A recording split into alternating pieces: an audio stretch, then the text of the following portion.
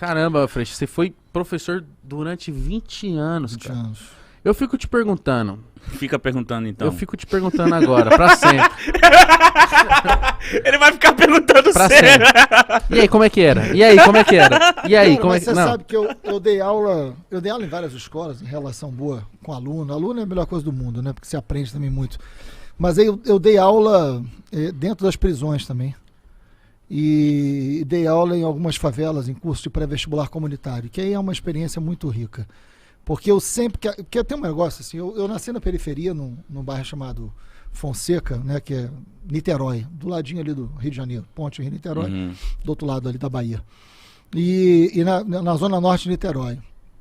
E, cara, meu sonho era ser professor, assim, comecei a trabalhar com 15 anos, Mas entregando por que papel você na tinha rua. esse sonho? É muito Cara, É que diferente. tem um sonho de... Pois é, cara. Quando eu era moleque, eu queria ser trocador de ônibus.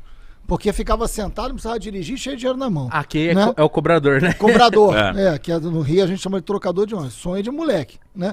Mas nem existe mais trocador, né? Hoje em dia, enfim, os caras sumiram aí lamentavelmente. É verdade. Agora, mas aí, depois eu comecei a trabalhar 15 anos, entregando papel, 18 anos bancário, eu falei, cara, não... quero ser professor. E aí consegui trabalhar numa escola, eu falei, porra, foi a minha chance, né? Eu falei, vou estudar pra cacete, vou ser professor.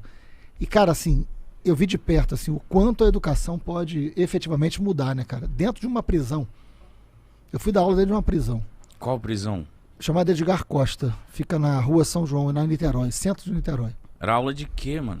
Então, isso era uma coisa do cacete, porque quando eu era moleque, essa história é boa demais, eu adorava jogar futebol e os campos foram desaparecendo, né? Os campos de pelada foram desaparecendo, que é muito, muito ruim isso.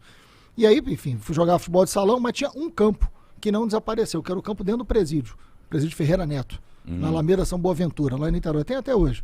E a rapaziada que eu jogava bola, eu alugava o campo do presídio. Então, domingo, a gente tinha um time que jogava dentro do presídio no domingo. E aí, assim, faltava alguém, um preso completava, um preso sempre apitava o jogo, que fazia com que ninguém reclamasse da arbitragem. Né? Era a arbitragem mais respeitada do planeta, porque a gente tinha medo, né? E jogava contra, enfim. Eu todo domingo ia para dentro de um presídio jogar, então, 14, 15 anos. Então o presídio não era um lugar que me assustava, porque eu era moleque e ia jogar bola no presídio, não acontecia nada, né? Você imagina hoje em dia, se o moleque fala pra mãe, tô indo jogar uma bola dentro do presídio, a mãe tem um treco, né? Nossa Senhora. Mas na época isso acontecia. E aí, enfim, quando eu fui fazer faculdade de História, fiz na UF, na Universidade Federal Fluminense, pintou um cartaz, falando assim, olha, precisamos de professor para dar aula dentro do presídio. Aí eu falei, porra, eu querendo ser professor, eu estava no início da faculdade, eu falei, vou lá. Era 1989. Tem tempo. Não precisa nem dizer que vocês não tinham nascido, porque ninguém perguntou porra nenhuma pra você. O Mítico é nascendo no outro ano. Eu nasci em 90. Eu sei. Então não veio o caso. Mas aí ninguém perguntou. Pô, desagradável. Mas aí eu fui lá, rapaz, era uma mulher, a Regina Brasil, uma agente penitenciária, que era estudante de Direito, que ela assumiu uma responsabilidade de fazer um projeto de educação, pegou algumas celas que estavam desativadas, transformou em sala de aula, fez uns cartazes mais simples, colou na faculdade e apareceu um monte de jovem, cara. Pra dar aula? Pra dar aula. Um monte de jovem. Igual Voluntário. vocês, assim, voluntário, sem da ganhar hora. nada, não Que tinha um doideira. centavo, de graça. E aí a gente foi estudar Paulo Freire, pra aprender a dar aula pra adulto, Tem porque gente o que método demoniza, Paulo hein? Freire... mas aí, enfim... né? Paulo Freire é um educador traduzido em mais de 20 países, um dos pedagogos mais respeitados do mundo, né? O Mítico é Então, pedagogo. Você ter um presidente da República que não Fiz respeita questão. Paulo Freire Obrigado. porque não foi nem educado, né? Ainda. Mas, enfim, o Paulo Freire ele tem uma importância muito grande para a educação do mundo, né? E ele tem um método, que é você alfabetizar adulto, que é você ensinar para adulto. E a gente era um grupo de jovens, cara, 21 anos. 21. A gente começou a estudar Paulo Freire e a aplicar, né, na sala de aula com os presos. Rapaz, foi uma experiência. Assim, ali eu vi o quanto você vai falar de educação, e a educação pode transformar, cara, muito. Os detentos, eles Muito. estavam dispostos a aprender? Ou eles meio que, tipo... Só iam lá pra passar o tempo. Legal, isso é um negócio sensacional. No início, a gente era muito jovem, muito imaturo também, 21, 22 anos, e a gente achou que a gente estava mudando o mundo ali, né? Vamos dar aula, isso vai ser... E no início, um desinteresse dos presos, um desinteresse dos alunos. E aí eu falei, porra, não é possível, cara, a gente está aqui de graça dando aula, porra, né, montamos um time aqui para dar aula de tudo quanto é matéria. Por que os caras não estão interessados? Aí a gente foi fazer uma reunião com os presos, movido por essa agente penitenciária que era a Regina Brasil. Aí os caras falaram, pô, escola nunca representou nada pra gente.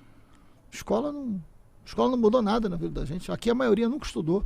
Aqui a maioria só sabe escrever nome. Né? Porque o sistema penitenciário, cara, ele é um lugar que ele consolida uma exclusão, né? É uma máquina de matar gente viva, né? Então, assim, não é para ressocializar.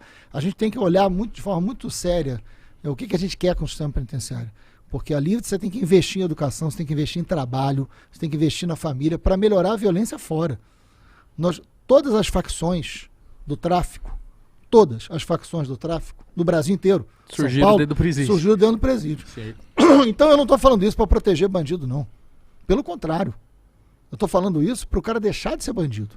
A educação é transformadora. O povo pobre sabe disso. O povo evangélico sabe disso. A educação transforma. E transforma de verdade. E a gente viu ali os caras que, no início, aí a gente falou, olha, dá uma chance pra gente. Vai estudar. Era um bando de jovens, né?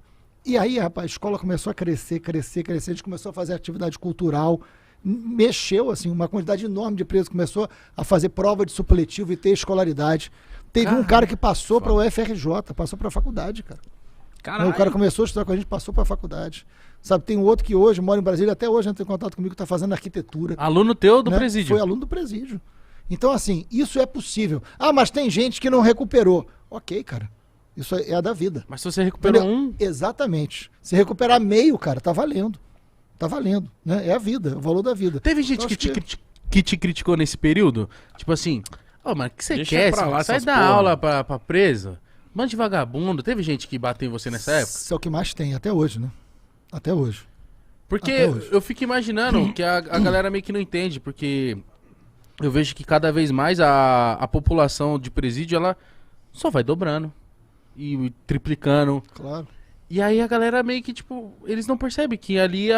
Mano, eu já vi relatos dos próprios detentos falar, mano, pra mim tá aqui, eu tá lá na rua é a mesma coisa. Tipo, aqui às vezes até melhor.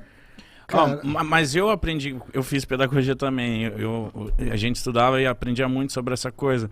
Mas só que antes também eu tinha um pensamento de tipo assim, mano, preso tem mais é que se fuder, foda-se, não tem comida, cara, eu entendo perfeitamente. Entendeu? Mas só que depois que eu fui ouvindo pessoas igual você, ouvindo as coisas, caralho, é parada da educação, mano.